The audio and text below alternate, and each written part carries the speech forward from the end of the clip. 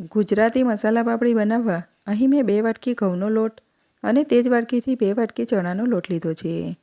હવે તપેલીમાં 1 વાટકી પાણી એડ કરી દઈએ અને પાણીમાં સ્વાદ પ્રમાણે મીઠું, અડધી ચમચી કાળા મરીનો પાવડર, 1 ચમચી જીરું, 1 ચમચી અજમો, ચપટી હિંગ, 1 ચમચી ચીલી ફ્લેક્સ, 1 ચમચી ચાટ મસાલો, અડધી ચમચી હળદર, 1 ચમચી કસૂરી મેથી, 5 ચમચી તેલ અને 2 મોટી ચમચી સફેદ તલ એડ કરી બધી જ વસ્તુને સારી રીતે મિક્સ કરી લઈએ અને ગેસને બંધ કરી પાણીને થોડુંક ઠંડુ થવા દઈએ।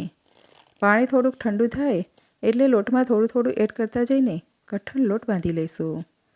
તો એકદમ સરસ કઠણ લોટ બંધાઈ ગયો છે। હવે લોટ ઉપર અડધી ચમચી તેલ એડ કરી લોટને સરખો કરી લઈશું અને દસ્તાની મદદથી 3 થી 4 મિનિટ ટીપી લઈશું। લોટને ટીપતી વખતે આપણે લોટને આ રીતે ભેગો કરતા જઈશું અને ટીપતા જઈશું। તો લગભગ 3 થી 4 મિનિટમાં લોટ એકદમ સરસ ટીપાઈ ગયો છે। હવે તેને ભેગો કરી ઢાંકીને 15 થી 20 મિનિટ રહેવા દઈશું।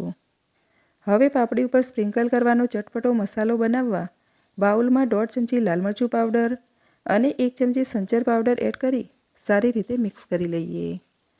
તો 15 થી 20 મિનિટ પછી લોટમાંથી એક લુવો લઈને લાંબી સાઈઝનો રોલ વાળી લઈએ અને ચાકુની મદદથી નાની સાઈઝના પીસ કરી લઈએ અને આ રીતે ગોળ વાળી લઈએ।